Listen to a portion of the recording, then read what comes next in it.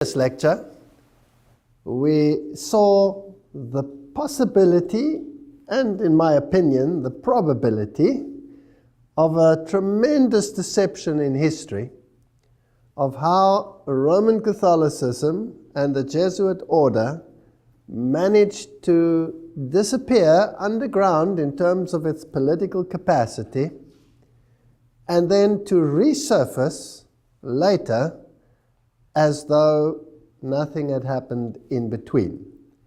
But of course, the entire stage for the final conflict on this planet was set during that period. So it was a major, major move and a brilliant strategy on their part. Now, one thing is to set up the infrastructure. But if you want to win against Jesus Christ, if you want to defeat Jesus Christ, as is their aim, then the only way you can do it with God, because God is invincible, is to cause great pain to him by depriving him of his children. There's nothing that pains the heart of God more than to see a deception which alienates his children from him. It's a very, very subtle and deliberate process. Now, the Bible says that in this great conflict that we will have, eventually all of mankind will wander after the beast. But that word wander is written with an O and not with an A. Wander after the beast implies cognition. In other words, this war is not so much a physical war, which it also is, as it is a battle for the mind. Because it is in the mind where the decision is made whether you belong to Jesus Christ or whether you belong to another force. That's where the battle takes place. In the process, you may die. In the process, you may end up on the stake. In the process, many things can happen. Nations can rise, nations can fall, wars can come. All of these things can happen. But do not fear those who can destroy the body.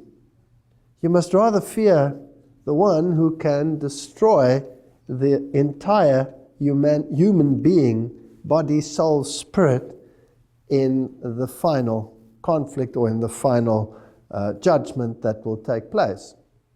And the devil wants mankind to be destroyed. And the only way that he can achieve it is by changing their mindset. So this has always been a battle for the mind. And we learned in the last lecture that the Jesuit order created all the school systems which eventually became the school systems of the entire world. And they introduced learning against learning, where the two mindsets could clash. On the one hand, you had the Protestant mindset, which said that the Bible is the standard of all righteousness and should be the basis of all schooling. And on the other hand, you had Gnosticism. Man is the center of everything, and man is the one who has to be exalted to the level of deity. So that is emulating the voice of the serpent in the Garden of Eden. Now, the greatest strategy to win the mind over that the Jesuits used was Jesuit theater, Jesuit drama. Now, if we look it up in the Encyclopedia Britannica, it tells us Jesuit drama, program of theater, developed for educational and propagandist purposes in the colleges of the Society of Jesus during the 16th, 17th, and 18th centuries. Cultivated as a medium for disseminating Roman Catholic doctrine, drama flourished in the Jesuit schools for more than 200 years. Evolving from modest student exercises to elaborate productions that often rivaled the contemporary public stage in polish and technical skill. The earliest recorded performance of a Jesuit play was in 1551, at the newly founded whatever in Sicily. In less than 20 years, plays were being performed at more than a dozen of the new Jesuit colleges springing up in cities across the continent, including Rome, Sevilla, Cordoba, Innsbruck, Munich, Vienna, and it grew into a mighty organization. By the mid-17th century, there were 300 Jesuit colleges in Europe, and in almost every one, at least one play was given each year. So originally the plays were pious to attract the people and the Protestants to come and look.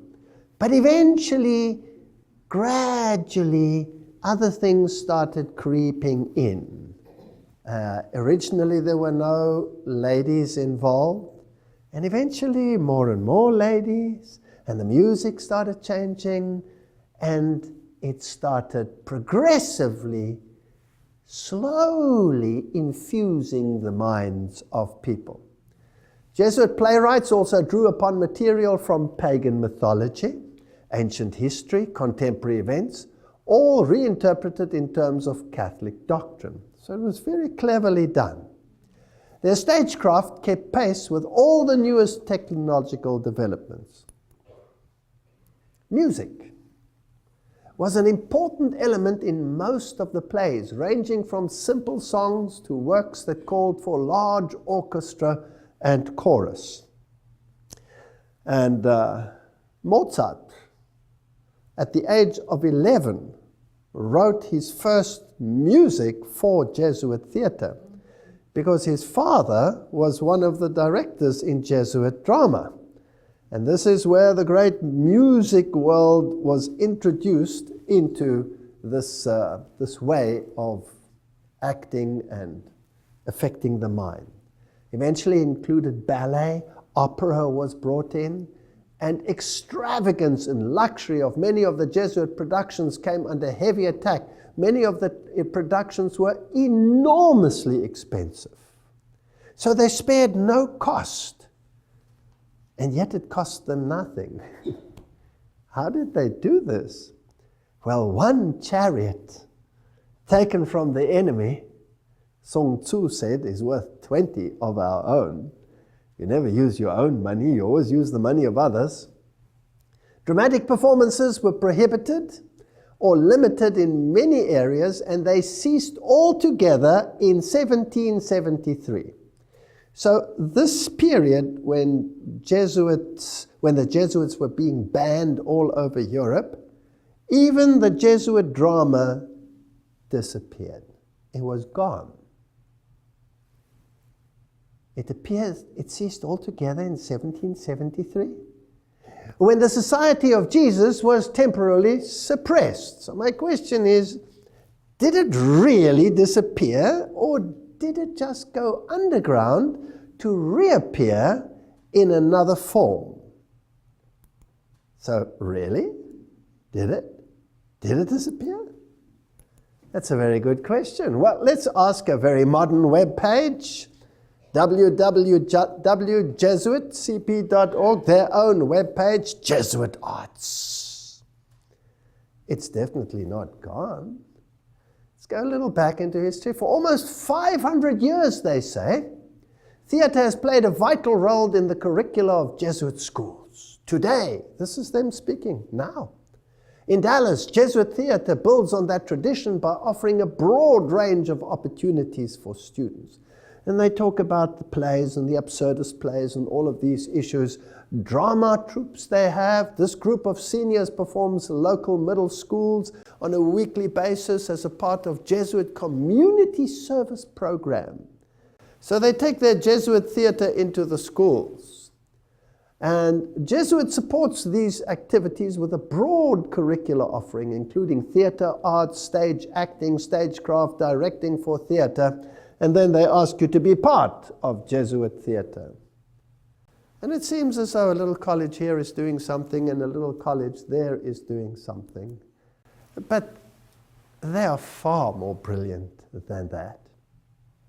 Embedded in ratio studorium, rational studies, were the elements of entertainment, dramatic production, composition, rhetoric, eloquence, And these courses interlinked with the spiritual exercises. So here was something to control the mind. Ignatian way of thinking, taking you into a supernatural form of religion, experiential religion, where experience becomes the norm. The feelings dictate, but the mind is bypassed. So they introduced spiritual exercises in the most subtle way to intensify the experience of Catholic doctrine over Scripture and Protestantism.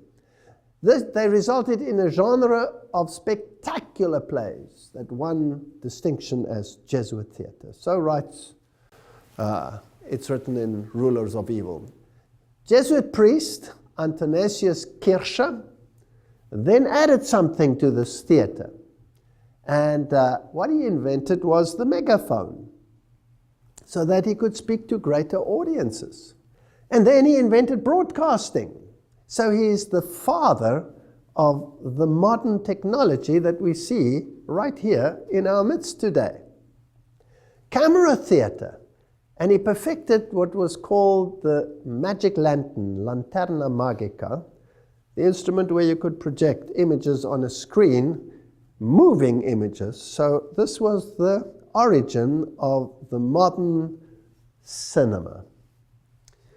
Now, another interesting point that they had was the invention of cowboy movies, which were the first movies that were ever made. And by the way, the cowboys themselves and the whole cattle industry in North America was introduced by the Jesuits. They introduced it. And the one who did it was a German, Eusebio Kino, whose statue is one of those two representing Arizona in the U.S. Capitol building. He was a Jesuit professor from Ingolstadt College in Bavaria. This is where the entire Illuminist movement started. Now, the name is fascinating in itself because Kino, to this day, is the name for the theater in German. In German, you don't say, we're going to the theater, we're going to the bioscope, we're going to the Kino. Fascinating. And in these cowboy movies, there was always a morality. And the morality was always good versus evil, but it was not on the basis of Scripture that it was determined what was good or what was evil. There was another underlying morality, so that man in himself could decide what was right or wrong, and ruling by the gun. The bad guys normally lost in these movies, and the good guys won. And that's how it started. And all the actors were high Masons. If you take those early actors, Frank Sinatra, all of those that were involved in those movies, John Wayne, they were all 33-degree Freemasons. And if you follow it down through the line to this very day, most of the actors, I would say the great majority, if not all, of the major actors are all high Masons. All the singers, all of them. Now, if you're a major strategist, you don't want anyone to know that you are pulling the strings. So you are always behind the scenes, and you will have your front men. And the front men that they introduce, of course, are the Jews. They love using the Jews and term it Zionism. But these are papal court Jews.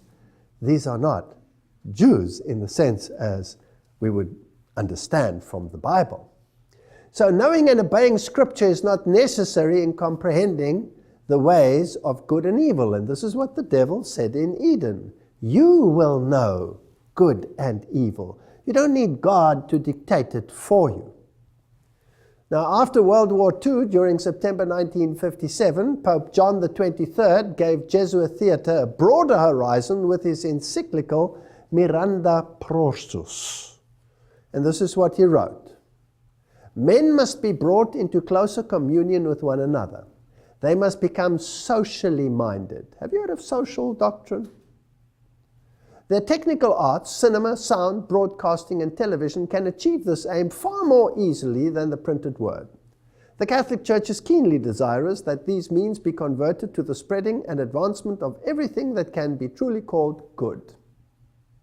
I want to remind you that in the occult world, in the esoteric world, good becomes evil and evil becomes good. So if somebody says something is good, you could in your mind just twist it around and say evil must triumph.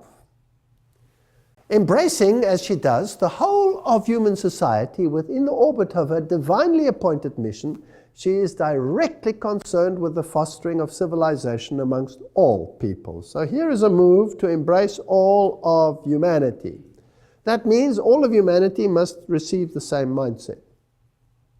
John the 23rd urged that pious national films reviewing offices be entrusted to men who are experienced in cinema. At the same time, we urge that the faithful, and particularly those who are militant in the cause of Catholic action, and added there, that must be the Jesuits and their protege, they are the ones, be suitably instructed so that they may appreciate the need for giving these officers their willing, united, and effective support. In 1964, Pope Paul VI amplified this encyclical, Miranda Prosus, with the decree Inter Mirifica amongst the wonders. And what he said is stunning. He said, quote, "It is the Church's birthright to use," please note, to use and own the press, the cinema, the radio, television, and others of like nature. That must include the internet. So how much of the media world does he control? Do they want to control? Own and control? All of it. All of it. Then he cited a special responsibility for the proper use of the means of social communication, which rests on journalists, writers, actors, designers, producers, exhibitors, distributors, operators, sellers, critics. So even that which you hear about that which is done by them will be done by them, so the critics will be either on this side or that side of the spectrum, using Hegelian dialectic to so confuse you that you don't know whether you're Arthur or Martha at the end of the day. So it is the Church's birthright not only to own, but to control all media, all social media. The quality of the entertainment content was decreed in a section of Inter Mirifica encouraging the chronicling, the description, the representation of moral evil, which can, with the help of the means of social communication and with suitable dramatization, lead to a deeper knowledge and analysis of man and to manifestation of the true and the good in all their splendor. Here's the battle for the mind, good and evil. Now, what good and evil? Biblical, based, good and evil? Or worldly based, good and evil? Esoteric, good and evil? Well, let's continue. Emboldened by this papal decree, social communicators have been talking about free speech and all of the issues that are involved. Now, if we take cognizance of the fact that there are to own, control all the media, and to use it to instill mindsets in people, then I would like to know how this is achieved without anyone knowing how it's done. Isn't that what the General Sun Tzu said? We have to achieve things without anyone knowing how it's done. And we must never, ever be the target. It's always good to use the enemy to do the work for you. And even if you represent the enemy, you will pretend that you are not the enemy, that someone else is the enemy, so that it's never you. There's always a front.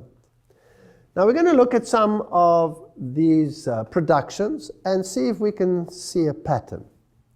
The Simpsons and philosophy, the door of Homer, etc. If you read a little bit about it, it says it's a non-fiction look book analyzing the philosopher and popular culture effects on the American animated sitcom. Now, people think, this stuff is silly. Who cares about all of these idiotic cartoon characters? Millions of people are sitting and watching. Millions. These playwrights that write these episodes receive millions of dollars in salary. And if you want to know what type of people are involved in writing these scripts, you will be stunned, because they are the most educated people on the planet. Harvard graduates with PhDs in philosophy and mathematics. And they use occult numerology in order to achieve what they want to achieve. So now let's have a look at some of these. And if you look at it, you'll think it was sort of innocuous. The 33rd episode of the show aired in season 2 was titled The War of the Simpsons. The episode features a plot that gives tribute to Ernest Hemingway's Old Man of the Sea and features a battle for the ages between Homer Simpson and General Sherman. Let us quickly examine the numerology of Sherman. And if you look at this numerology, you will find that Simpson adds up to, if you take the numeric value of the letters, to 33. Now, if you look at that, you might get confused because there are many forms of numerology out there. And looking at this, you wonder, how does this add up to 33? Since when is S, the value of S, 1? Because normally in the alphabet, you take the value of where the letter is in the alphabet. So A would be 1, B would be 2, C would be 3, etc. So why does this add up to 33? The same with Sherman. Why does that add up to 33? And here you have a 33, and it was the 33rd episode. Now, I'm just showing you this to show you that there is numerology involved. Now, numerology is a Gnostic, pagan, Kabbalistic, if you like, art. Everything that the Kabbalist will do is steeped in numerology. Everything has numbers. Everything moves in precise cycles. They will not make a move until the situation is right, till the solstice is in the right place, till the right liturgy has appeared. Everything is governed by numerology. There is an ethos of power in numerology. Now, the numbering system that they are using here is not the normal numbering system, but the Pythagorean numbering system. And if you take Pythagorean numerology, then S indeed becomes 1, and I indeed becomes 9, and 4, and 7, etc., etc., etc. So it's a highly sophisticated mathematical formula that they're using, and the names have very specific meanings. Now, you don't know that as you're watching it. You're just watching a silly movie.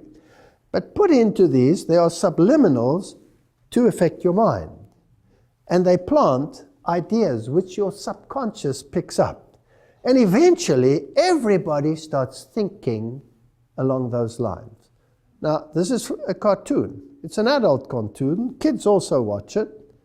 But if you then add the press and the news media, and you can switch channels. I mean, you can go from CNN to BBC to Al Jazeera to whatever channel you want.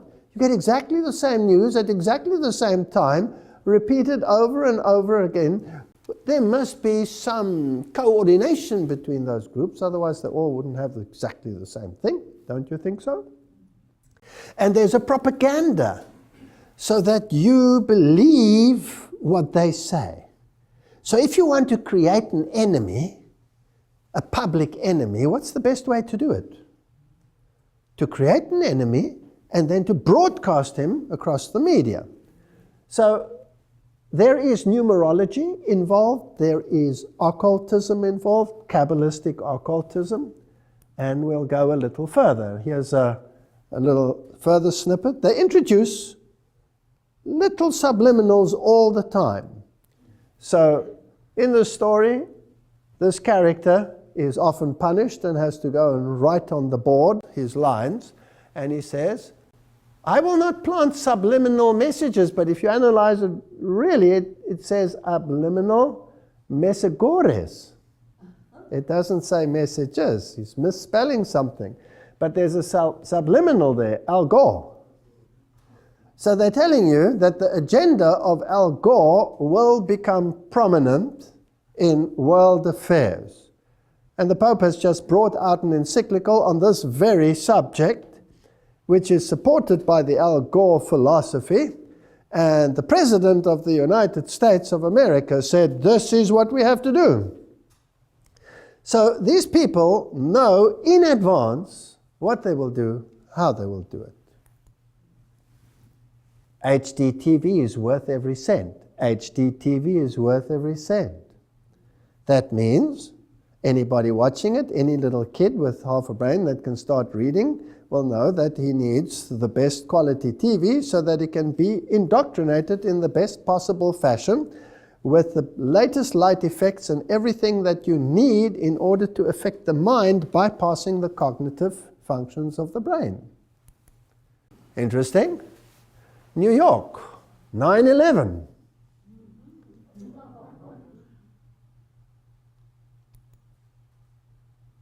And if you take Michael Jackson, May 20, 1997, and there he is dancing away at the destruction of New York with a massive cloud going up behind him, all done way before the event actually took place. Now, this is interesting stuff.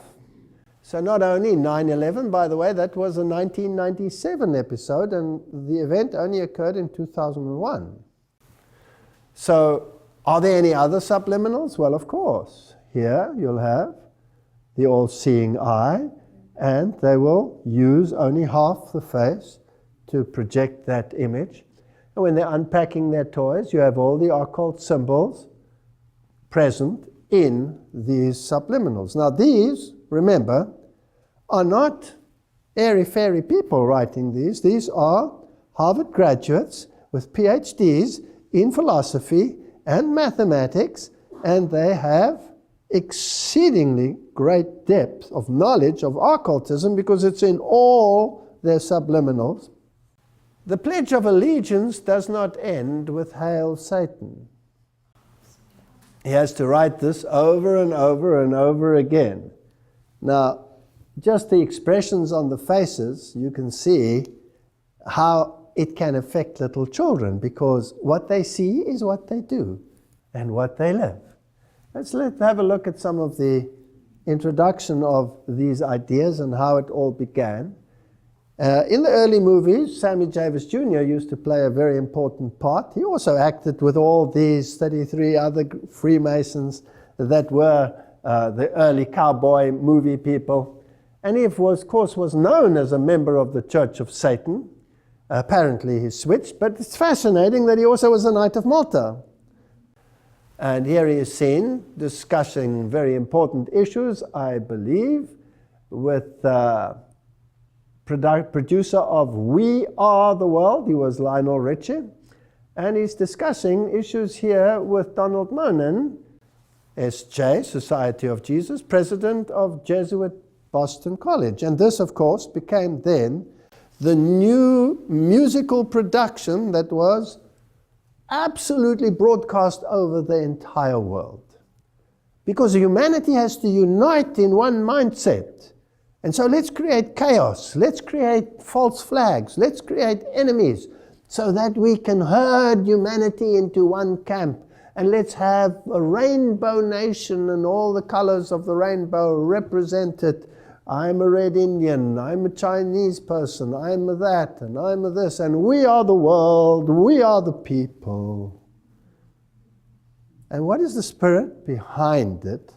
I ask myself in this process. Now, if we continue in this modern Hollywood era, let me remind you again, it is the church's birthright to own and control all media productions. So who really controls Hollywood? It's not the Jews. There's another power that controls this entity.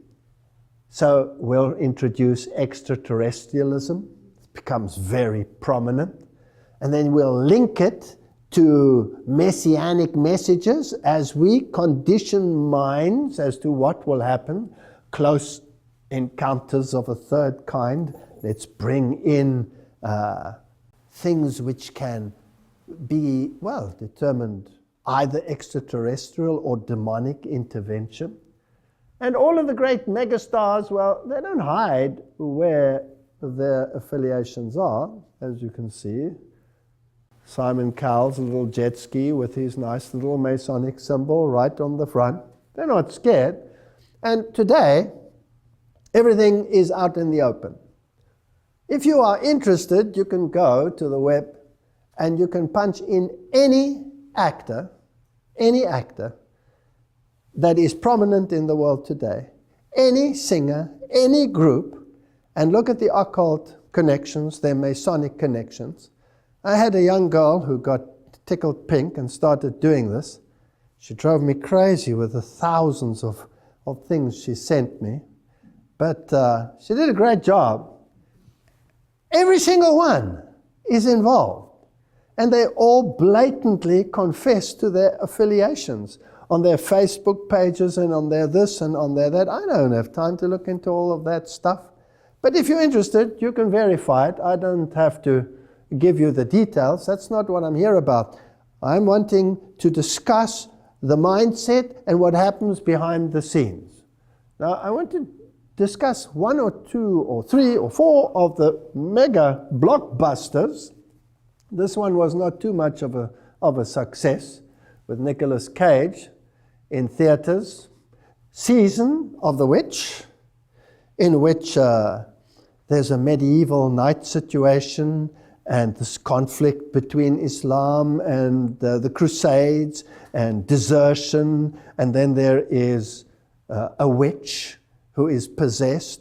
But the way they deal with it, with all the blood and the gore and the drama to distract your mind, you always end up somewhere in a Catholic conclave.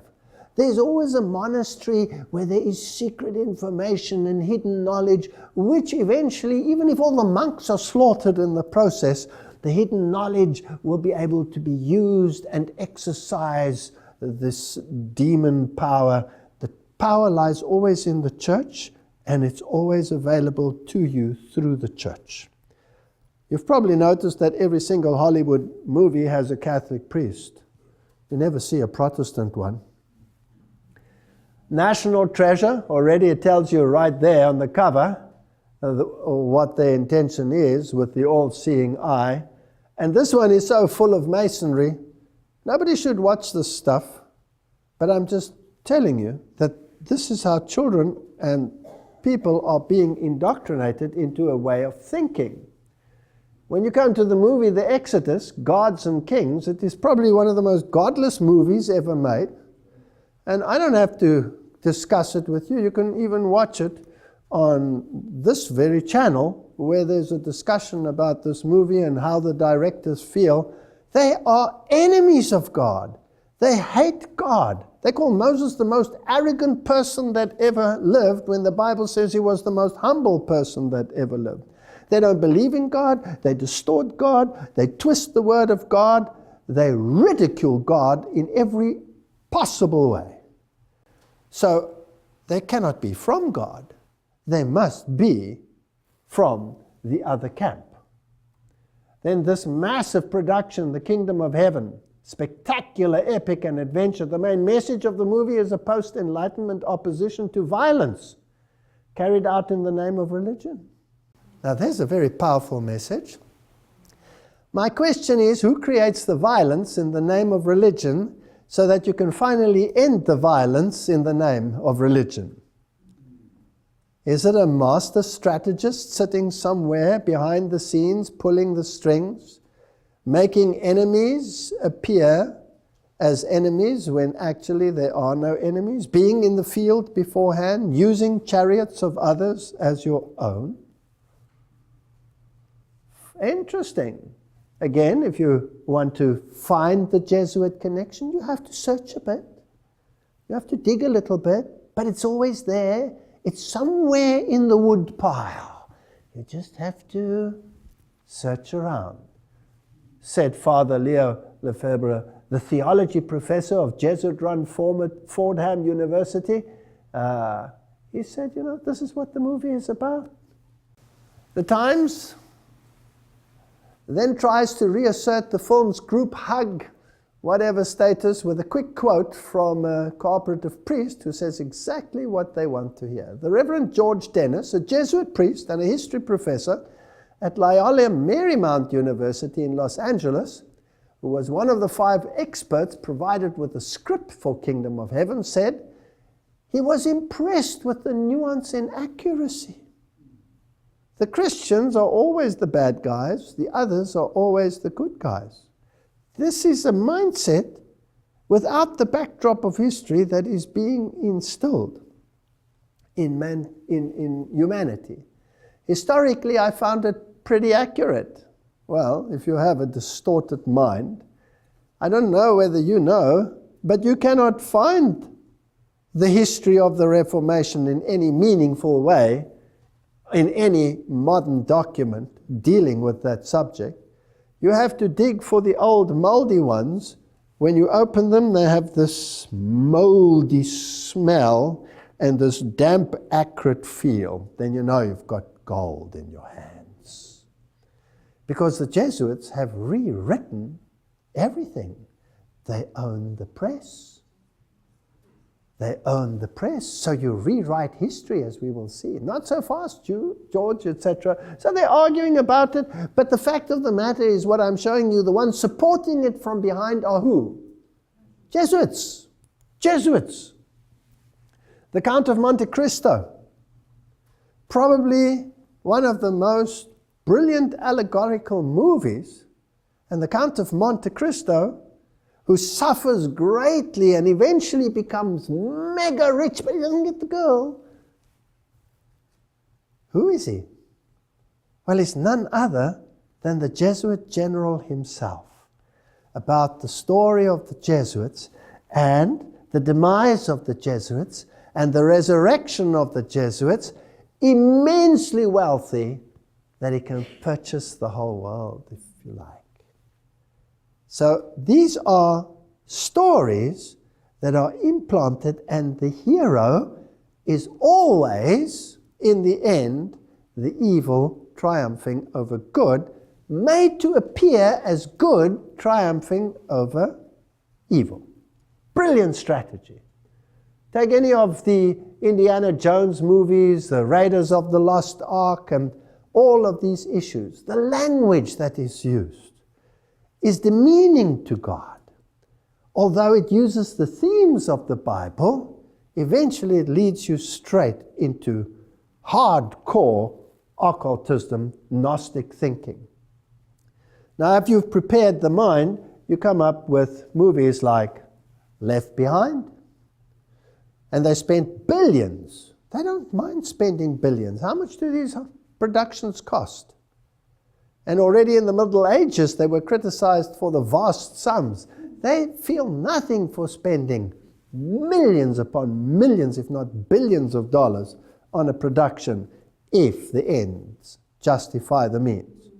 And the Left Behind series, of course, implanted the Jesuit theology of dispensationalism, which comes straight out of the Jesuit camp, with Cardinal Bellarmine adding his thinking patterns to those of Alcázar and Ribera that went before, to set the stage for getting rid of the mindset of the Protestant world that the papacy was Antichrist, and replaced it with this airy-fairy nonsense, which is then propagated across the world in mega productions.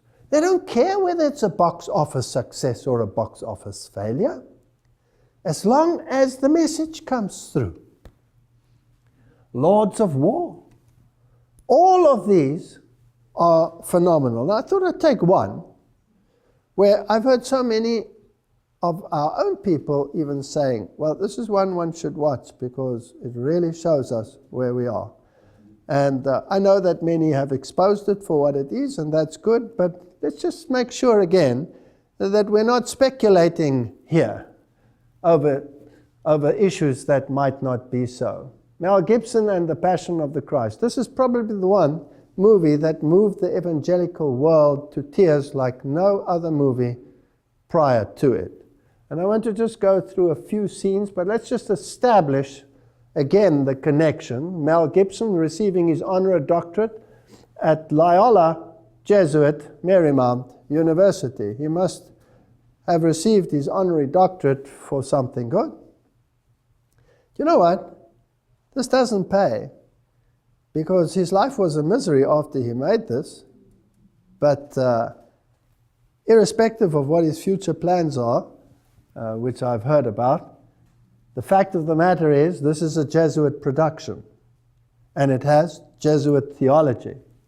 But before we go there, let's just have a look at the prophecy in Zechariah so we can understand the context.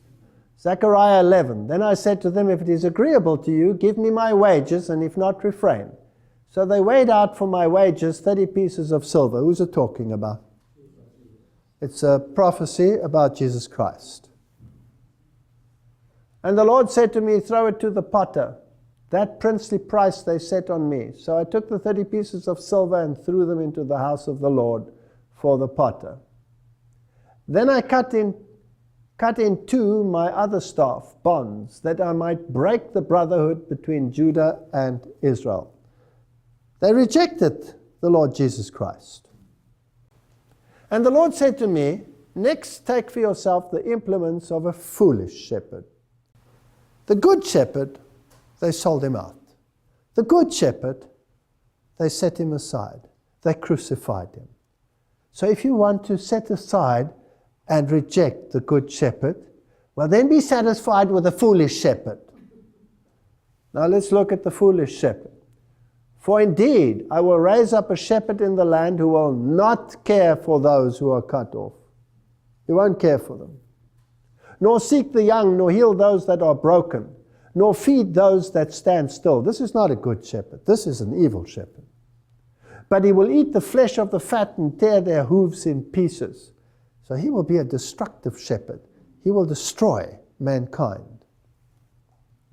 Woe to the worthless shepherd who leaves the flock. A sword shall be against his arm and against his right eye. His arm shall completely wither, and his right eye shall be totally blinded. Right. Those are the criteria in the prophecy of Zechariah. And these are the criteria which apply to the good shepherd or the bad shepherd? Bad shepherd. The evil one. Now remember, in the occult world, good becomes evil and evil becomes good. So now let's go to the movie. In most of the movie, Jesus appears with his right eye completely shut, smashed. There's the symbol of the eye. There's only one eye. If you take the Council of Foreign Relations, their Messiah, who is naked, and by the way, in this movie, Jesus appears out of the grave naked. I'm sure he didn't. He appeared with a robe of righteousness. He was not naked. This Messiah of theirs is naked and only shows the left eye. The right eye is never seen in their Messiah. So here, Jesus' arm is dislocated, so says this webpage, in order to make his hand reach the nail hole, meaning that his arm should be fully extended and straight at all times. However, in almost all shots of him on the cross, his body sags forward with his arms bent at almost 90-degree angle. So his arm is withered and his right eye is smashed. Now let's make sure again. Let's go to the occult world, Blavatsky. The devil is now called darkness by the church, whereas in the Bible, he's called the Son of God. the bright star of the early morning, Lucifer. There's a whole philosophy of dogmatic craft in the reason why the first archangel who sprang from the depth of chaos was called Lux, the luminous son of the morning. Or man, Vantarik dawn, he was transformed by the church into Lucifer or Satan because he is higher and older than Jehovah and had to be sacrificed to the new dogma. Now in the esoteric world, Satan is higher and older than the other brother, who is Jesus. And the war between the two of them is raging. And he, the older brother, was deprived of his position but will regain it. He will be the victor. So good becomes evil and evil becomes good. Of course, we know that he's a created being because the Bible tells us so. But not in the esoteric world. Or another quote here from Blavatsky. Esoterically, he's also the serpent or the dragon that tempted Eve. And the dragon is an old glyph for astral light, which is the wisdom of chaos. So Jehovah is the serpent. He's the bad one. God is evil. So evil becomes good and good becomes evil. Now let's continue. In the movie, while on the cross, Satan, with an effeminate image, walks by and he has the birth of the other Messiah. I want you to look at this child because you can see his hairy arms and his baldness and his demeanor, and we're going to just quickly play this.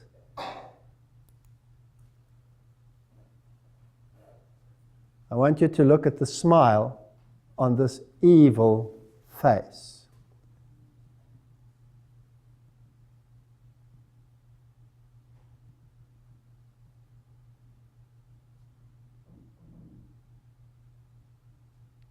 As he looks at the cross. They cannot have, look at the hairs on his back. They cannot have created a more evil image than this. And it's virtually subliminal because nobody really notices it in the movie. And look at that evil smile. Now, good becomes evil and evil becomes good. So the evil is hanging where? On the cross. But the real evil is actually the good because you have to turn everything around in the esoteric world. This is actually a symbol of the victory of Satan over Jesus Christ. This is what it means. Now, let's just make sure. Mel Gibson told Christianity Today, I've been actually amazed at the way I would say the evangelical audience has, hands down, responded to this film more than any other Christian group. What makes it so amazing, he says, that the film is so Marian. Gibson calls it the tremendous co-redemptrix and mediatrix. So the whole movie is about Mary. Mary is the one who consoles everyone. Mary is the great hero of this movie, not Jesus Christ. Now, another final little interesting little tidbit about this movie. The penitent thief on the cross was wearing around his neck the Catholic brown scapular there. So if you look at the shot of him, he's wearing a scapular. Nowhere in the Bible do you read that he wears a scapular. Now, what is the scapula? The scapula is a structure that you wear around which guarantees you that Mary will let you bypass purgatory and take you straight to heaven. So it is a promise to Mary, not to God. So Jesus could not have given him the right to go to heaven one day. It's Mary that will decide who goes and who does not. But Mary, as we know, is an acronym for Lucifer, because she was immaculate without having to need the atonement. And then, that Jesus said, it is accomplished, rather than it is finished. According to Rome, it was the Eucharist which was accomplished at the cross. Now, this word accomplished is rather interesting. The Eucharist, the sacrament of our salvation accomplished by Christ on the cross, is also a sacrifice of praise and thanksgiving for the work of creation, says the Catholic Catechism of the Catholic Church. So it was accomplished, almost consummated. And it is, of course, the perpetual sacrifice of Jesus Christ, the constant treading underground of the Son of God, keeping in perpetual death, worshipped as a corpse. This movie is evil.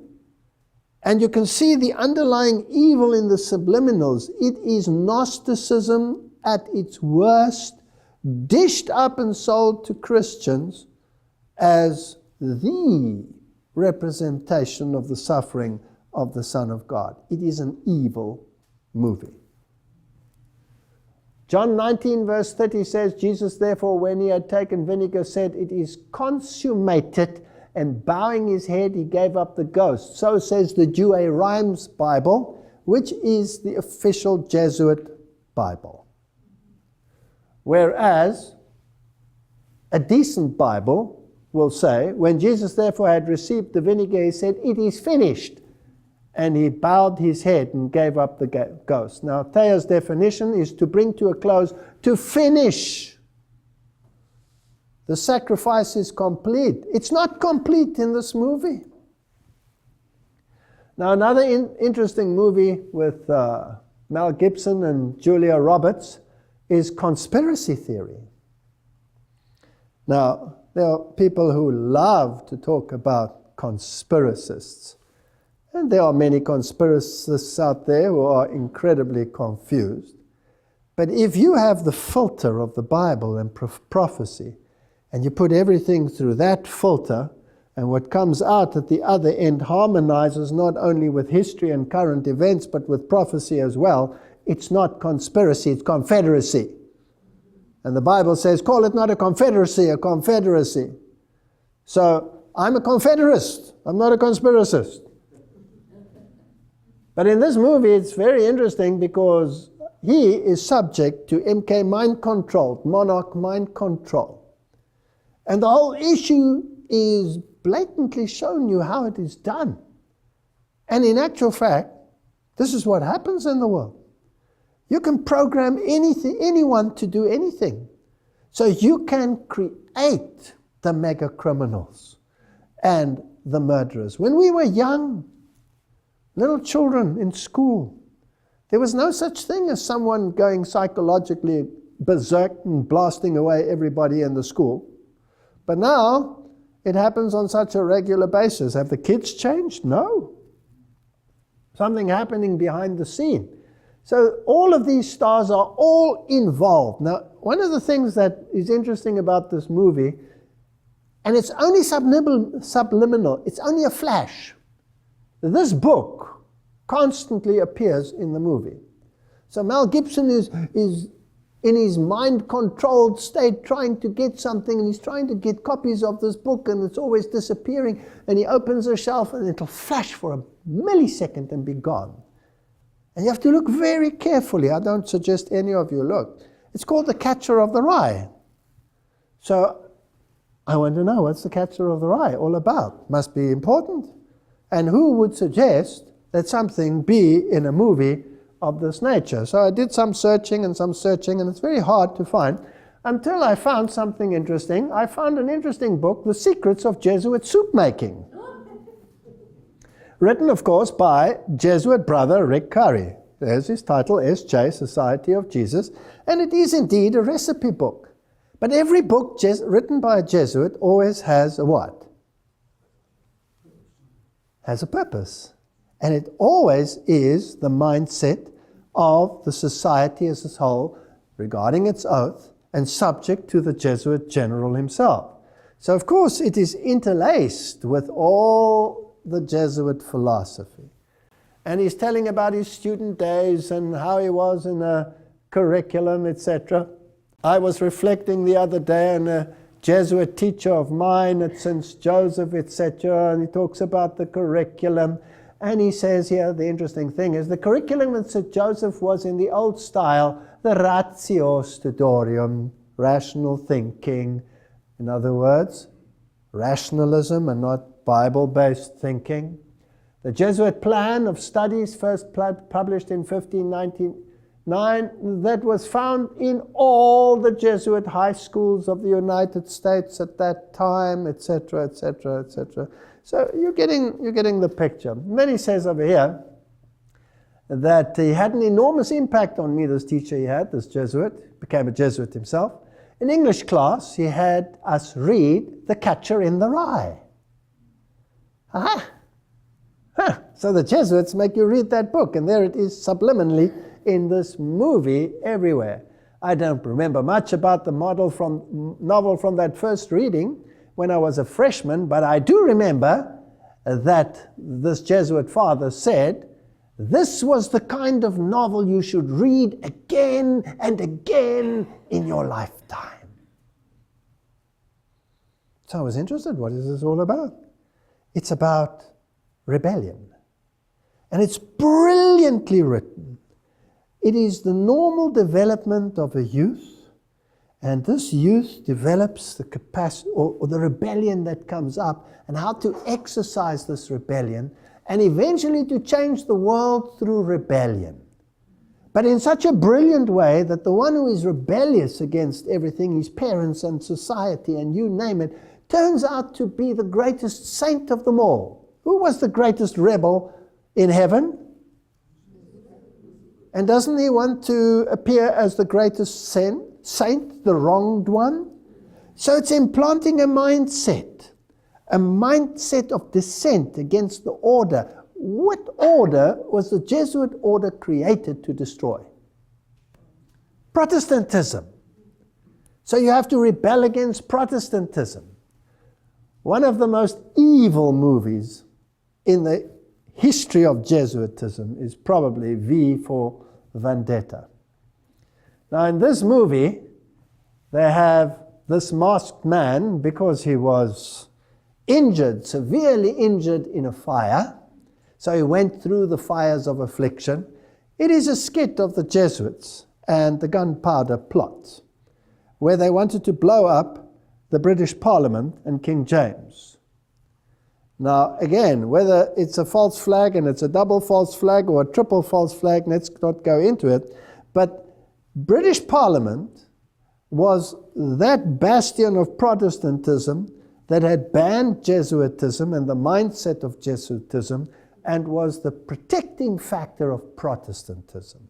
So it was the ultimate enemy. It had to be destroyed. And Guy Fawkes and 6 Jesuits wanted to blow up the British Parliament and the King, thus ridding the world of the menace of Protestantism. Now, the mask is the face of Guy Fawkes, who was sentenced to death and martyred. But in the movie, constantly, you are reminded that this story may never be forgotten. This man was not a villain, this man is a hero.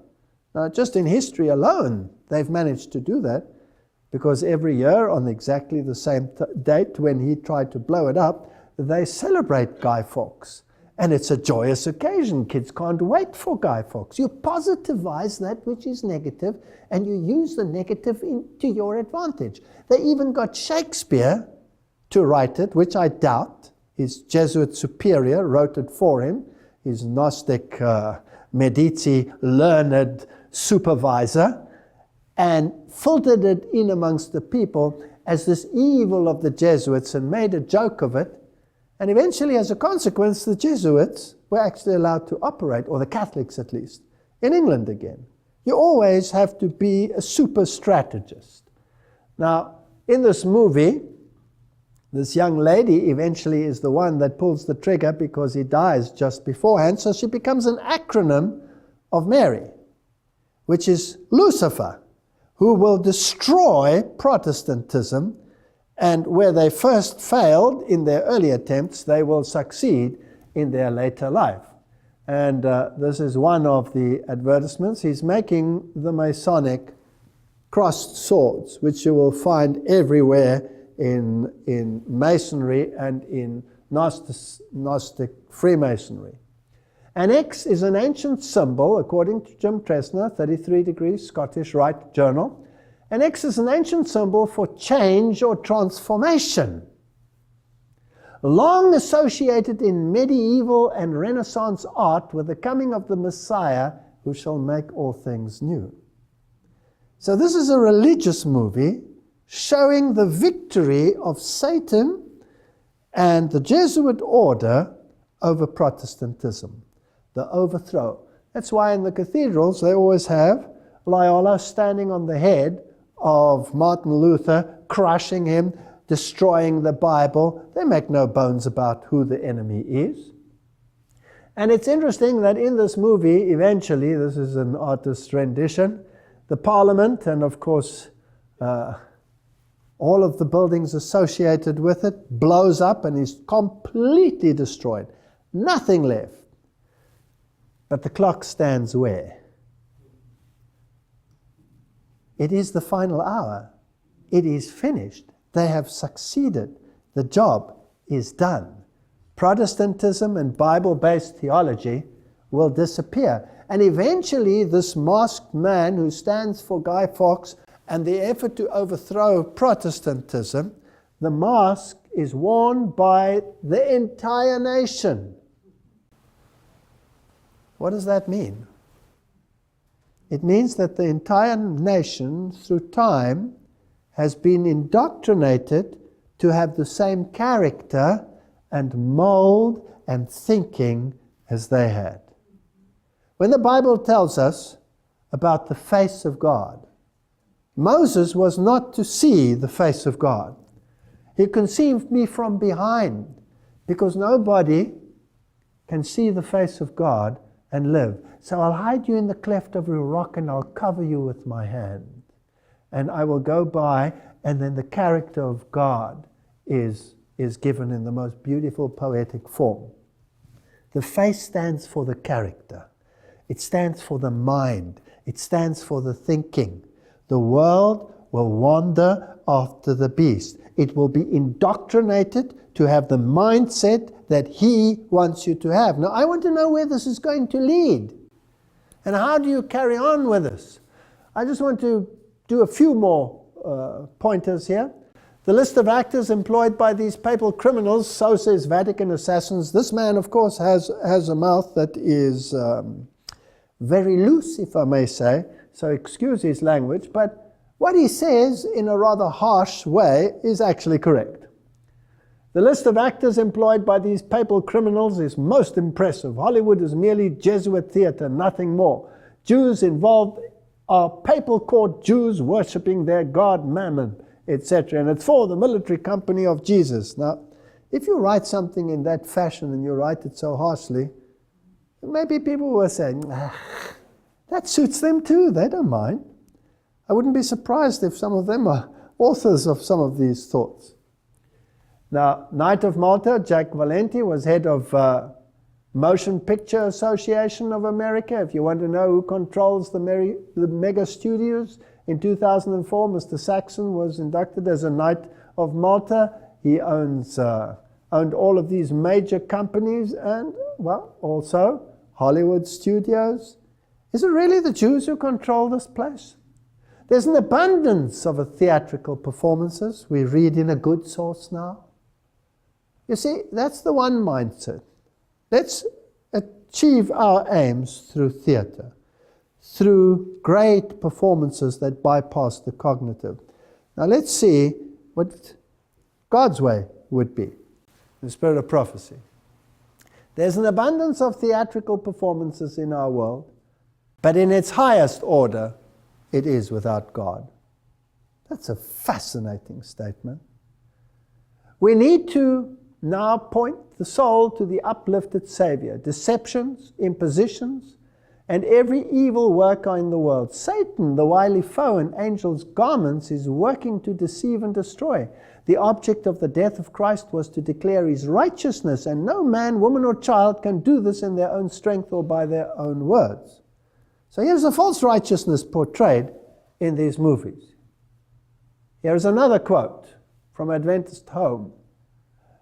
Through the drama, he has worked for ages to excite passion and glorify vice. The opera, with its fascinating display and bewildering music, the masquerade, the dance, the card tables, Satan employs to break down the barriers of principle and open the door to sensual indulgence. So there's two ways of reaching minds, one through the theatrical and one through the word. Shows and theaters. Satan's ruling passion is to pervert the intellect and to cause men to long for shows and theatrical performances. The experience and character of all who engage in this work will be in accordance with the food given the mind. The Lord has given evidence of his love to the world. There was no falsity, no acting in what he did. This is interesting. So we have two contrasting mindsets. Which one do you think will be the more popular in this world? Well, hands down. Now, let's get a little bit closer to very modern little children's stories and others, and find out what the real message is, and how the mind must be indoctrinated, and then eventually, where will it lead to? Because this is what I'm very passionate about. Now, in ancient Greece, the god Apollo and Artemis, or Pan and Diana in the other nomenclature, were very, very prominent deities. Even mentioned in the Bible is Diana of the Ephesians. And she's, of course, the goddess of fertility, and she's also the consort of the god Pan. Now, Pan has two sides to him. He has the goat side, the evil side, where he plays the pan flute, and he's the god of sexuality. He roars through the forests, causing panic. That's where the word panic comes from. Pan, chaos. He rapes, he pillages, he's violent. And then he has a good side, which is the good shepherd side, where he carries the sheep, and he is the good shepherd. And this is a very fascinating interplay of good and evil, because Satan has a yin-yang philosophy. Everybody has both sides of the coin, whereas God says, no, you don't have to be evil. You can be only good. You don't have to be balanced by evil in order to make good prominent. So here is the god Pan in his evil form with his pan flute. But he doesn't always have to be shown with his horns and his goat form. Now, if we go to animated movies, like you will find in Disney's Peter Pan, then who are the writers and the organizations? We all know that Walt Disney was a 33-degree Freemason. He was steeped in Medici learning. The Jesuits were behind him, obviously, because they are the harborers of Medici learning. They are the ones who control it in the world. They are the experts in the occult art and in Gnosticism and Kabbalism. Now, in this movie, there are a number of interesting characters. Peter Pan, Wendy, John and Michael Darling, and the mother, who is, of course, called Mary. It's obvious. And who is Peter Pan and who is Wendy? Well, if Peter Pan, it's an interesting Kabbalistic name as well, because Pan, the god of evil, has a consort who is Diana, but he also has a representative on this earth who is called Peter, if you get my drift. And in that theology, there is a female entity who is the mediator and the mediatrix, and that is Mary. So if you analyze the names, you have Peter Pan, you have Wendy, and you have John, and you have Michael. Now, the name John always in the occult world becomes an acronym for something else. We'll discuss this a little bit. Just to show you a little bit more of another side of Peter Pan, he always wears this little hat with a feather in it. Now, it's actually a replica, and well, we don't have to go into all the details. Just remember, Peter Pan has that little hat on his head, and he has funny ears, and obviously he's alien. He's not from from this dimension. And there are the three little children, John, Wendy, and Michael. Now, let's have a look at the personalities. This you can find on any webpage. You don't have to be a rocket scientist to find this. John is shown to be extremely sophisticated, despite his age. He often speaks in a sophisticated way, which his younger brother, Michael, usually mimics and repeats, although simplistically, in a stupid way, in other words. For example, John, "Oh, I should like very much to cross swords with some real buccaneers." Michael, "Yeah, and fight pirates too." Obviously, it's one and the same thing. The one is just sophisticated, the other one is not sophisticated. Now let me take you to heaven. In occult thinking, who's the older brother in heaven? Satan. Who's the younger stupid brother in heaven? Jesus. What's his other name? Michael. Okay. Now it's also interesting that this younger brother shows interest in piracy, which may explain why he plays the part of Captain Hook. Now, is Captain Hook the good guy or the bad guy? He's the bad guy. He's the evil one. And Michael always plays the part of the evil one. And they cross swords, and they're fighting. Now, these are the swords with which they fight, and it's all made to appear very congenial and interesting and funny, and kids love it, and adults love it too. But can you see that the sword can also double for a cross? So this is a battle for your soul. Now, how far will this eventually go, and what do the acronyms actually mean? Now, let's just make sure. I've shown this in an old one of mine, but I'll dig it up again for the purpose of this lecture. Here is a famous monastery cathedral in Europe where the great politicians of the world meet to make decisions for the New World Order. So when they visit there, this is where they will stay and this is where they will deliberate. Now, in the garden, I found this statue which they have titled David. And David is being depicted there as the good shepherd, but in his hand he has a pan flute. And David never played the pan flute, he played the lyre. The harp, at least, the harp. So, this is not David, this is the god Pan. And so I realized when I saw this statue, this is the god Pan in his good shepherd form. Now, whenever you show the yin, you must also show the yang. So, where in the cathedral will I find his other form, his evil form, to balance him out and make the esoteric Kabbalistic place complete? So I went looking for it, and I searched high and low until I eventually found it. And I found many other things on the relief of the building, and there it is. There he is. You see him? There's the god Pan in his evil form as the goat-footed god. So this is the god Pan. This is the one who they worship. But Pan has a representative on this planet. And that representative also has a general. And that is, according to the Protestant Reformation, none other than the papacy, whom they identified as Antichrist.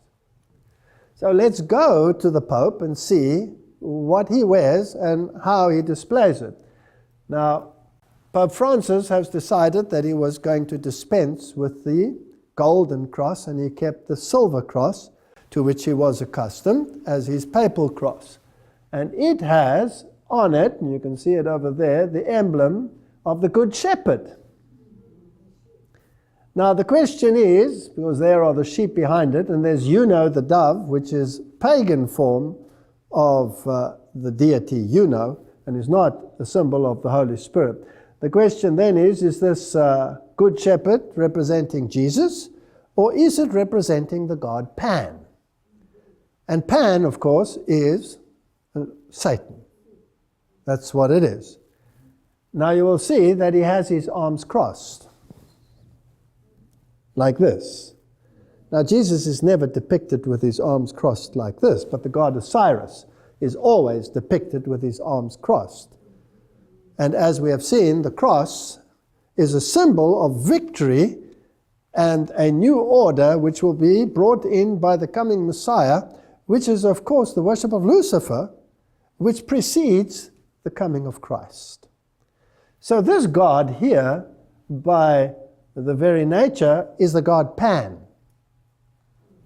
But am I now on speculative ground? So let's go to his predecessor and retired current Pope, who happens to be Pope Benedict. And there he is. And this is his coronation. And he's receiving a mitre. And on his mitre, there is a deity displayed. Now, I've tried to increase the size, but the quality is not very good. Of course, he has the broken cross there with him, symbol of the broken cross, the bent cross, symbol of victory over Christ, of Lucifer, with an emaciated Jesus hanging there.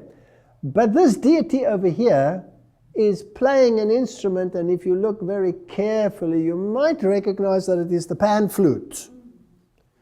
So he has the god Pan right on his head. He's the representative of Satan on this planet. That is what the symbolism says. Whether we like it or not, that might sound incredibly harsh, and I apologize for saying it as bluntly. Now let's go back to another movie which is used as an acronym. They can take snippets of history and turn it around to allegorize their existence.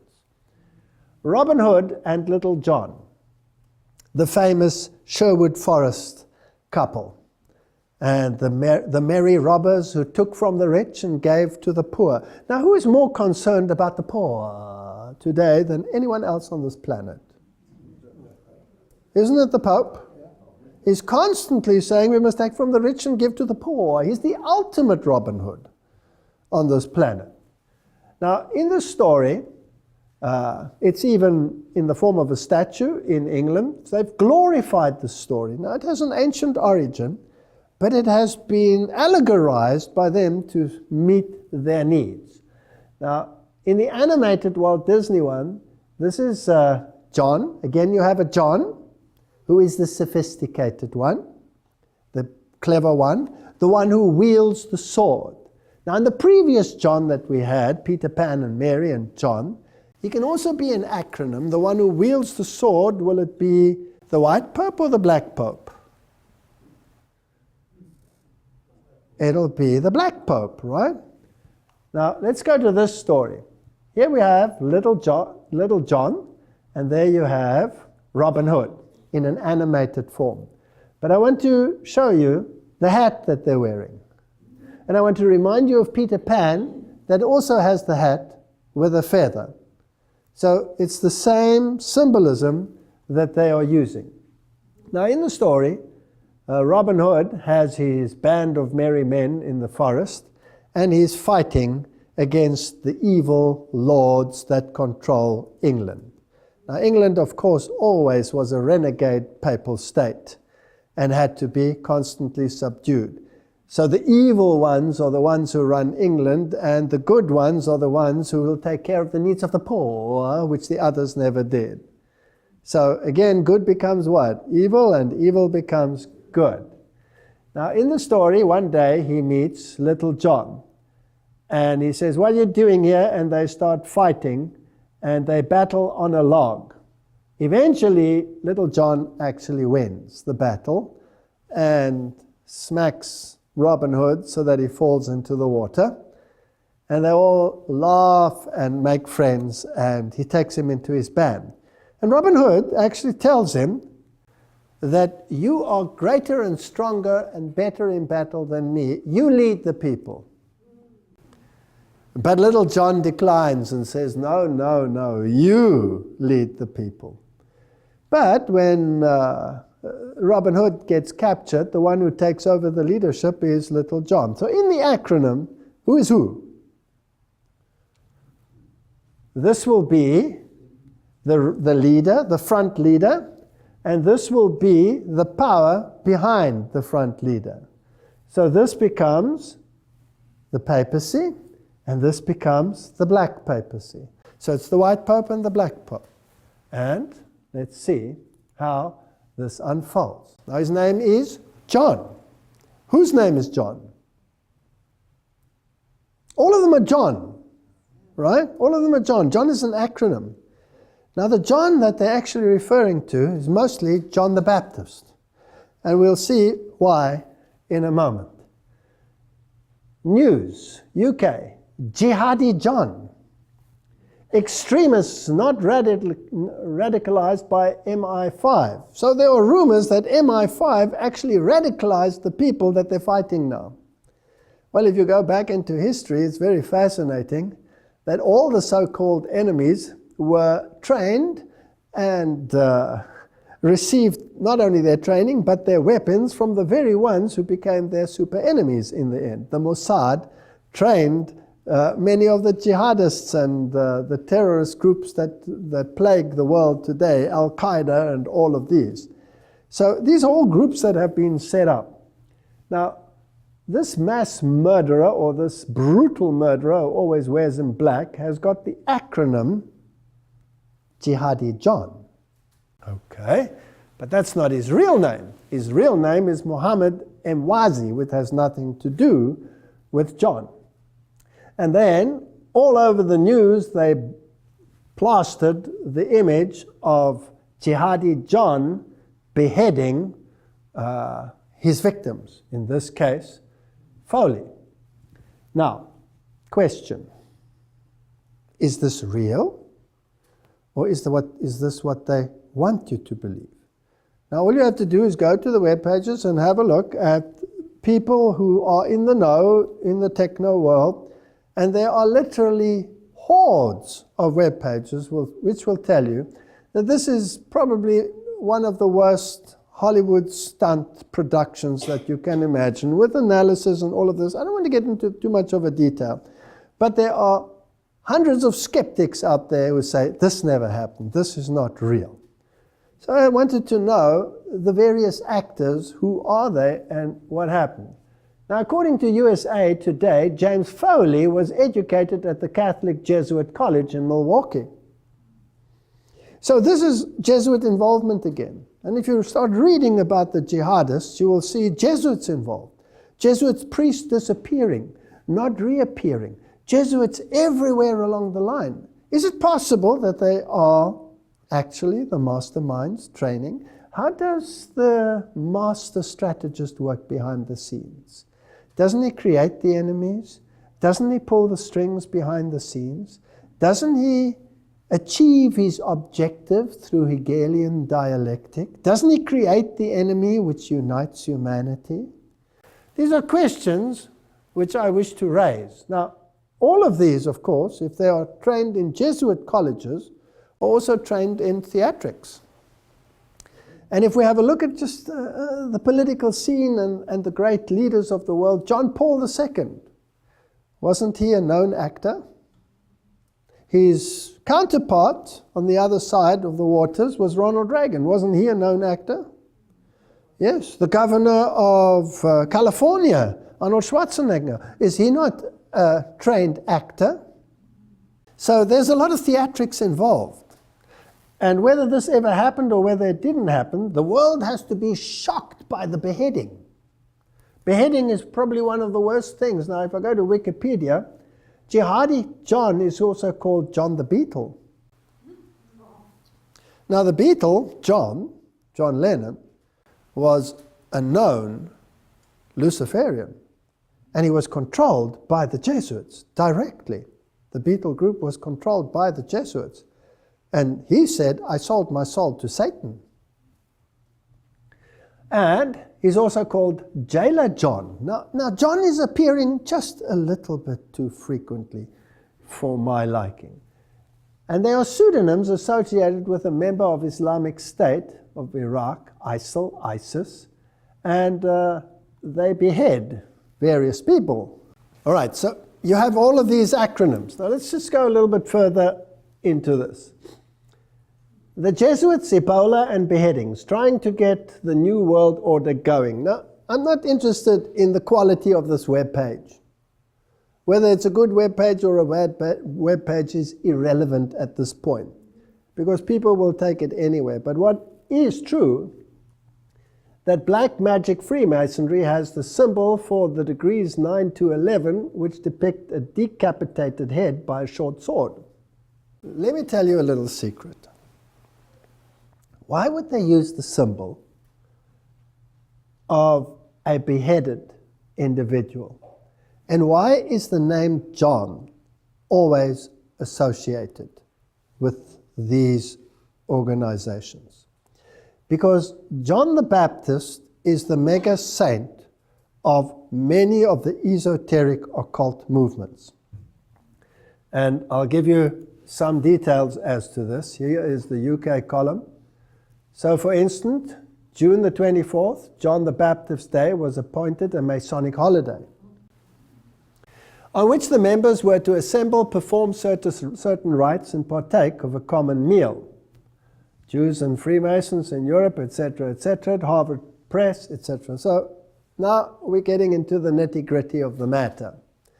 The Bunch of Grapes Tavern mentioned in the Poe chapter was called the St. John's Lodge No. 1. Satanist Aleister Crowley, a 33-degree Freemason who influenced the Beatles tremendously, by the way, sometimes used the alias John St. John. So when you attach an alias like John, then it is a signal that there is an occult connection. But none of the usage has anything to do with piety. Aleister Crowley was one of the most evil men on the planet, with the most evil rituals that you can imagine, which should never be spoken of in good places. So in actuality, it is a vicious mockery. What is memorialized is the manner of St. John's death. It is a constant source of celebration and a constant reminder to anti-Masons of what can happen to them. But even deeper, because now they're just thinking on a Masonic level, let's go one deeper on a Jesuitical level. It is a constant reminder of the victory of Satan over Jesus Christ. We saw it in the movie, The Passion of the Christ, where they reverse the issues. So when they behead John the Baptist, it is a symbol of the victory of Lucifer against the followers of Jesus Christ. They're celebrating the beheading. They're not celebrating the saint. Are you with me? Okay. Now, how did Paul die? In the same way. Now, if we go through the names of the popes, there are 23 popes with the name John. 23 with the name John. What are they standing for? Are they standing for John the Baptist or the other John? They don't tell you which one, but it's John the Baptist. And there are 6 popes with the name Paul. And there are 2 popes with the name John Paul. That's a double whammy. Putting both into that name frame. What are they standing for, and whose side are they on? I know I'm on dangerous ground, but I'm sticking my neck out. Let's go further. Joseph Ignatia Guillotin was the physician. Dr. Joseph Guillotin was a French physician who proposed on 10 October 1789 the use of a device to carry out the death penalties in France, the guillotine. But what is not known is that he was also a Jesuit. So who is the ultimate beheader on this planet? Jihadi John or the Jesuit order? And what they did in the French Revolution to bring in their new system of government, which we've talked about in the past in Revelation chapter 11, this beast that rises from the bottomless pit with this godless philosophy, will be controlled by people who celebrate victory over Christ by beheading. So to go and be all sanctimonious now and say how evil it is that these people out there are doing this and forgetting the history of where it comes from is sanctimonious to the highest degree. Not that I am propagating beheading anyone. This is the Cathedral of St. John the Divine. It is the largest cathedral, arguably, in the world. It is the Episcopal Cathedral, which is, of course, totally controlled by occultism and Freemasonry, as everybody who has just done the slightest bit of research will find. Now, the very name is a blasphemy, because St. John was never divine. Only Satan said that man can become divine.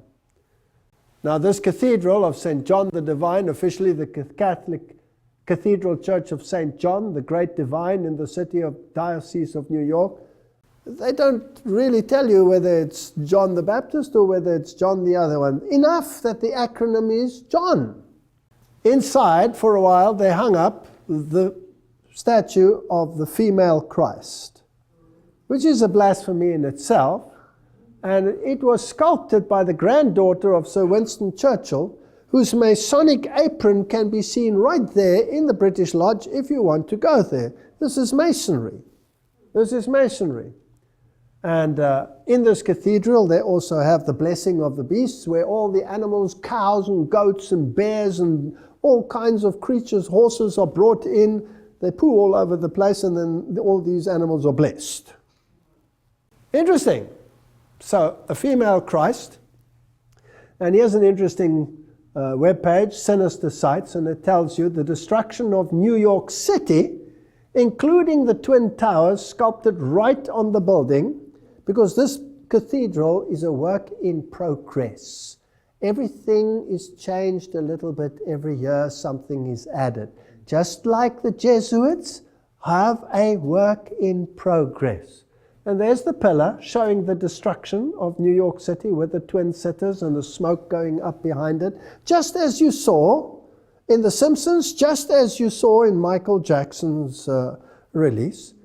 Is there something going on here behind the scenes? But not only that, they also have the Temple of Understanding in this cathedral, which is the United Nations organization which is there to bring about a one world religion, which we saw in the previous lecture has already been accomplished by the signing of the Unity of Religious Agreement.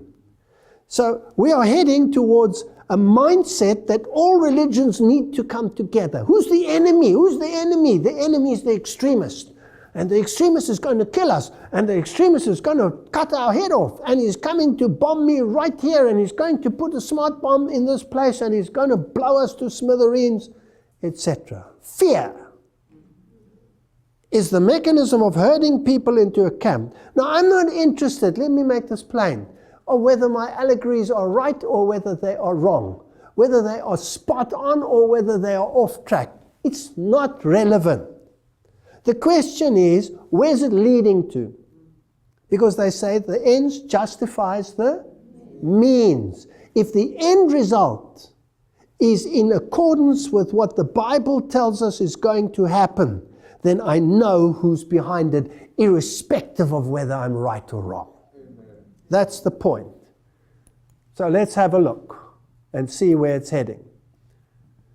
Former British Foreign Secretary Robin Cook, a very fit man, very active, just suddenly dropped dead on his morning walk. But leave it at that. He said, the truth is, this is now, he's standing in front of number 10 Downing Street, high politician, high position in the establishment. He just got fed up and he said, the truth is there is no Islamic army or terrorist group called Al-Qaeda, and any informed intelligence officer knows this. He said, but there is a propaganda campaign to make the public believe in the presence of an identified entity representing the devil, only in order to drive the TV watcher to accept a unified international leadership for a war against terrorism. The country behind this propaganda is the United States. So he said. And then he died. So there is No, Al-Qaeda. Now, any informed person will tell you that Al-Qaeda was created, funded by the powers of be in the United States and elsewhere in the world, united, trained by the very organizations which became their super enemies in the end. It's a front organization. It doesn't exist. What does he say? It doesn't exist. If it has outlived its usefulness, you replace it with another one that doesn't exist. Even though it has a name, ISIS, and even though it is prominent, and even though it apparently chops heads off of trained Jesuits. I don't believe a word of it, personally. There's an agenda. And I have a Bible that tells me what the agenda is. And I need to focus on what does the Bible tell me the agenda is. The agenda is the destruction of Christ and his followers. That's the agenda. There's no other agenda. My enemy is not over there. My enemy is right here. Jean-Louis Secundo, a Jesuit, born in Uruguay and residing in Canada, wrote Theology and the Church in 1985, which carries the subtitle, A Response to Cardinal Ratzinger and a Warning to the Church. Here's a Jesuit publicly telling the Pope to get lost. Now, of course, we know that the two are in cahoots, and we know that the one is the general, and he can listen to a command, or he can disregard a command, etc., and that there is a tunnel between them, and that they chat on a regular basis as to how to plan the Hegelian dialectic. Now, this is what he writes, and I want you to listen carefully to what he says. This is a Jesuit writing. As such, the book is a defense of every Jesuit priest that shoulders a carbine. Now, notice what the Jesuits do. Shoulders a carbine, joins the jungle guerrillas. It makes clear why Jesuits can be ministers with portfolio in Marxist governments. Why Jesuits can attack John Paul on his teaching on sexual morality. So the Pope says, the white Pope says, contraceptives are evil, we mustn't do this, we must have decent relationships. And the other ones will say, hand out condoms, hand out free this, free sex, free that. Hegelian dialectic, we'll see how it works in a moment. Why Jesuits spend their days and their lives solving union problems. Who's behind the unions? One of the means to bring about a time of trouble such as never was. Jesuits. Organizing sugarcane workers, running factories, constructing low-cost housing, help Planned Parenthood Federation of America spread the use of contraceptives, run nationwide hospitals, dispensary networks, organize political demonstrations for this and against that, according to the issues of the day are presented by the teaching authority of the People's Church. These are the actions of the new faith, true to the new theology, according to which the material needs of men must be the prior object of the Church's effort. Not the spreading of the gospel. Who cares about the spreading of the gospel? Let's tread on him. Let's crush him. So, according to this Jesuit, in which lines of work are the Jesuits involved?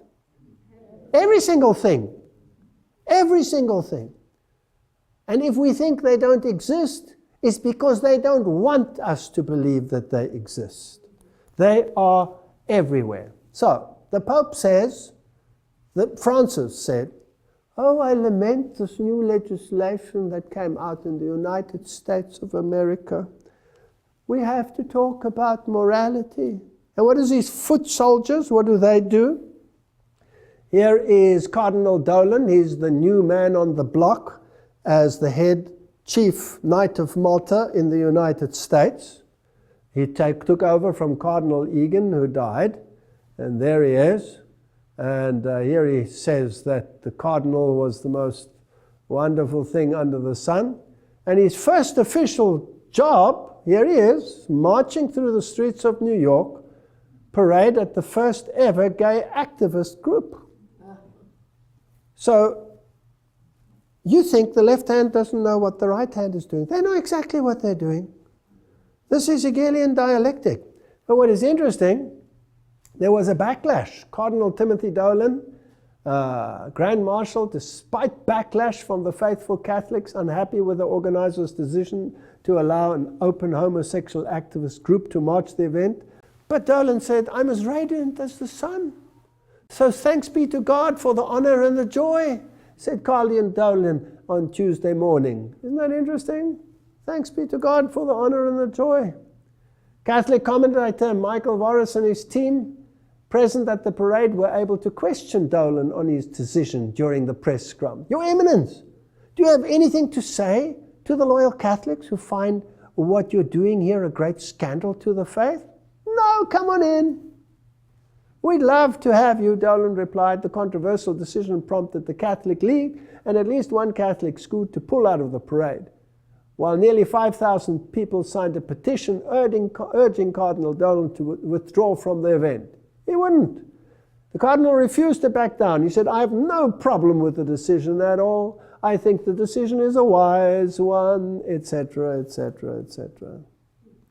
So, the Catholic Church is well suited to absorb into its ranks those who wish to die in their sins, as well as those who wish to be saved by their works.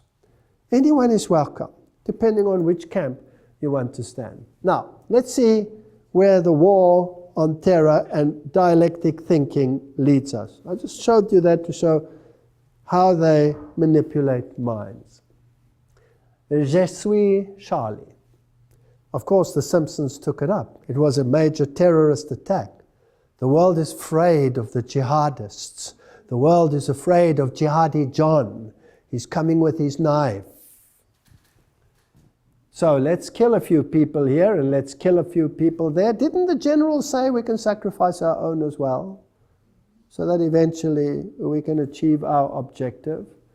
So the Simpsons have sympathy with Je suis Charlie. Muslims again call to outlaw defamation of religion, with exceptions.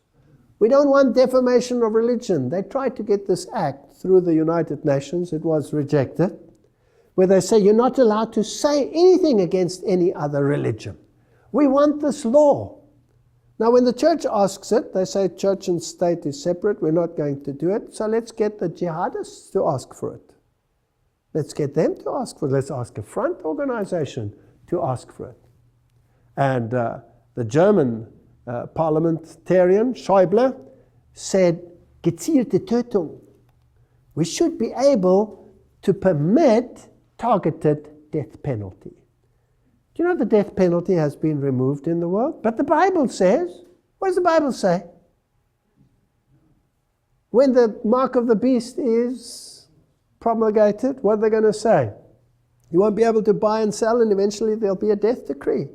Oh, how can this happen? Here the parliamentarians are already saying, if it's a terrorist, and we just have to redefine that word, terrorist, take him out.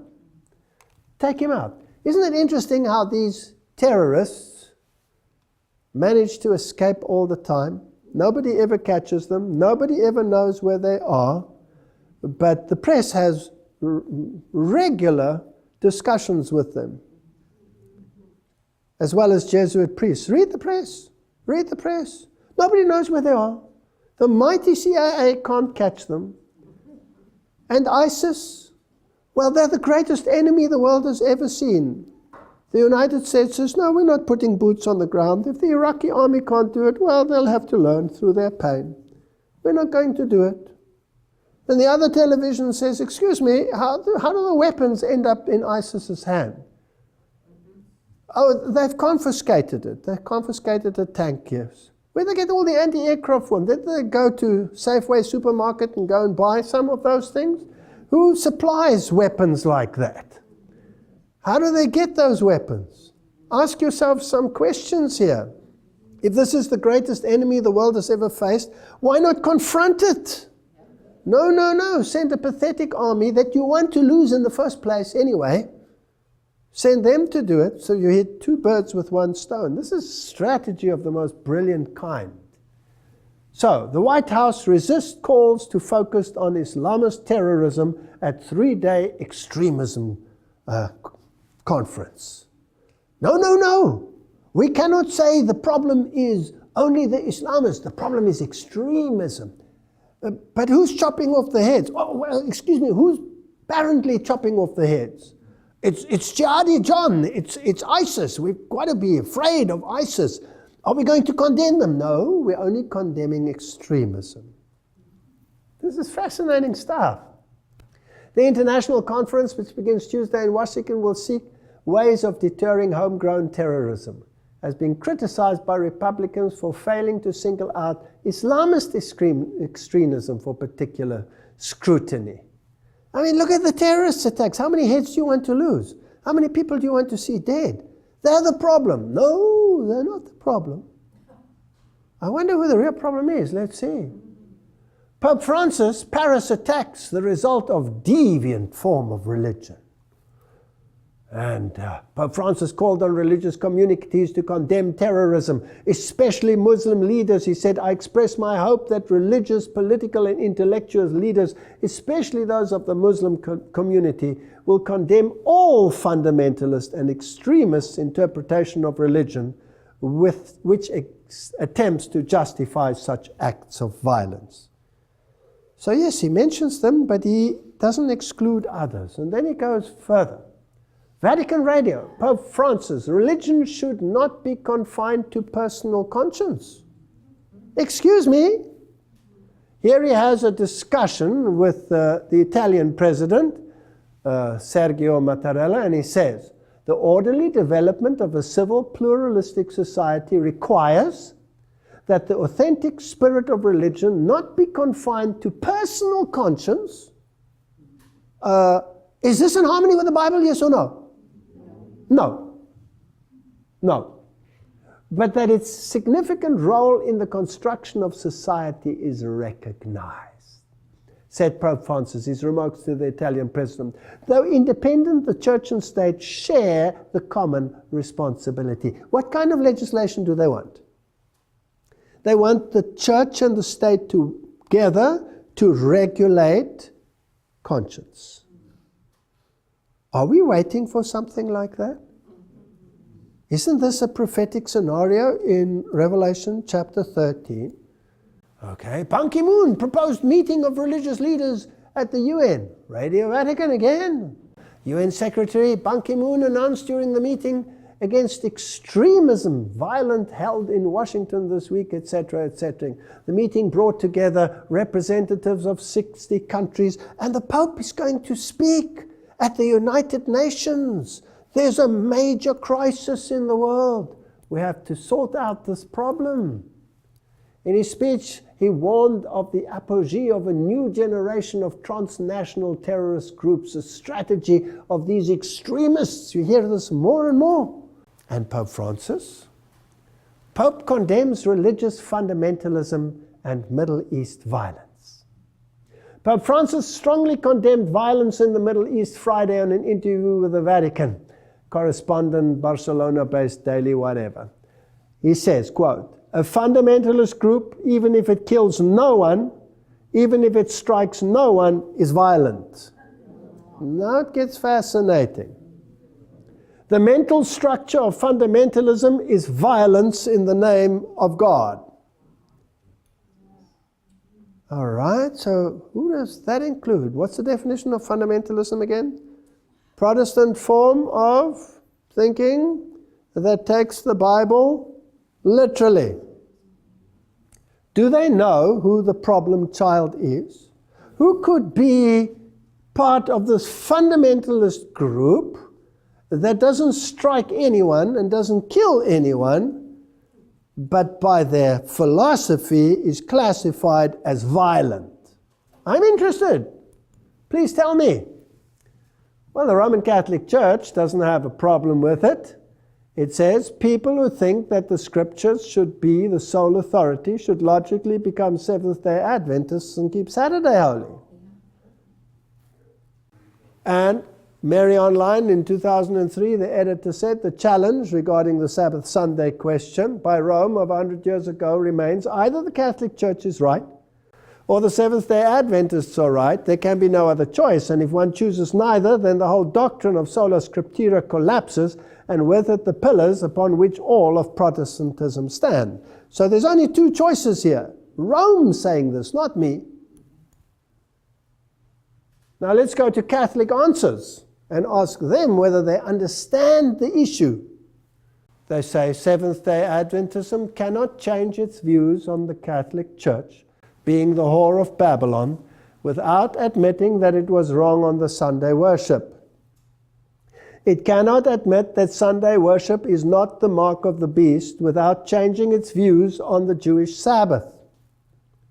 The Seventh-day Adventism cannot cease to be anti-Catholic without ceasing to be Seventh-day Adventism. Have they identified an enemy, yes or no?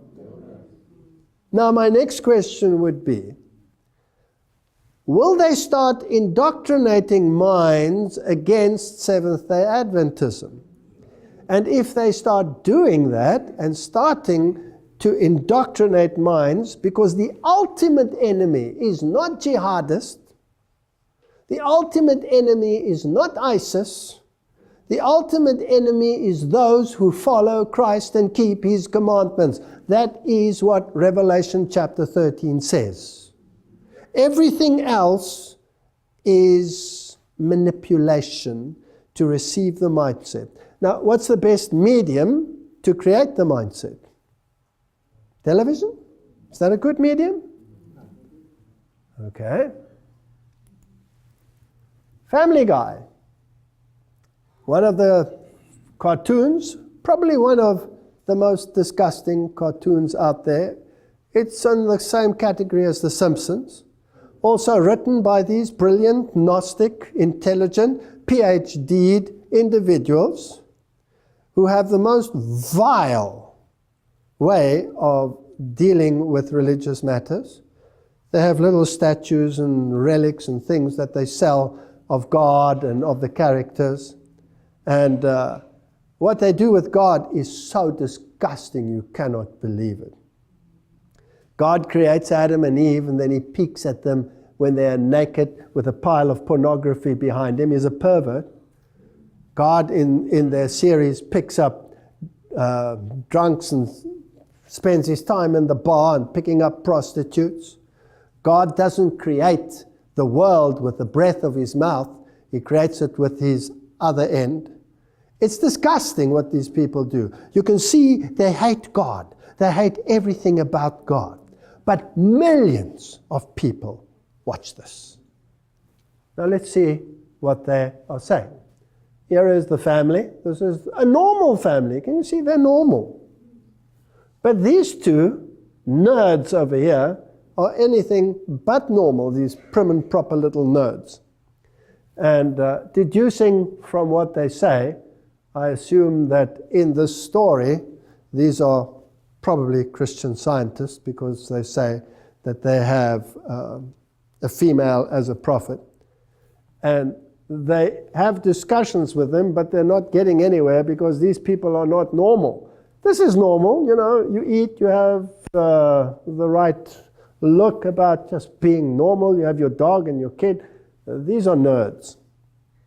And after the discussion, they say, well, these people, you can do nothing. These people have a mindset that you cannot change. Let's get out of here. We can never harmonize with them. Now remember that the Jesuits said, this world is created for what? For sinners. And the legislation must cover sinners. Because those who are righteous are few, and those that there are, you can't live with them. Now, what's the final target? Let's have a look. I found this fascinating. Let's listen to it. I think we're wasting our time here. They're obviously very committed to their beliefs. But their beliefs are crazy, Brian. I don't know who's crazier, these people or those Seventh-day Adventists. I'm a Methodist. We believe that the Lord is our Savior, and we remember Him by going to church and praising Him every Sunday. I'm a Seventh-day Adventist. We believe all the same things that you believe, but we go to church on Saturdays. What?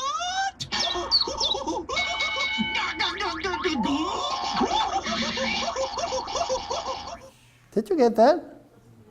What is being implanted in young minds and adults, because this is an adult sitcom that people watch and the kids watch it too. Who are the crazy ones? The sectarians. Now, who's the craziest of them all, according to this? The Seventh-day Adventists. They're craziest. Are minds being prepared for something to come? I'm just asking the question. How often we are told to soften the message of warning, to only live an example, necessary as it is, this is me, my thinking, but not to expose the evils of the man of sin and those in confederacy with him. We have people who are so duped into believing that these organizations out there are good people with good intentions. And that Jesuits, they don't really exist. You know, they might have existed in the Middle Ages. Are we so blind that we do not understand prophecy anymore? Who is the enemy? Who is the enemy?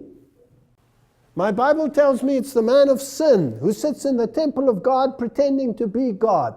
And he's using the beast out of the earth to do his service for him because he controls him.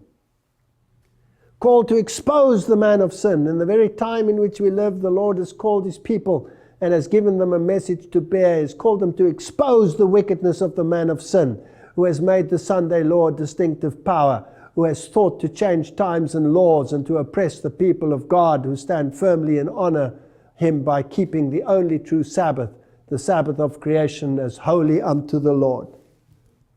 Let me tell you something, that is the enemy. Now, if you look at the poor Muslim, my heart goes out to the Muslim.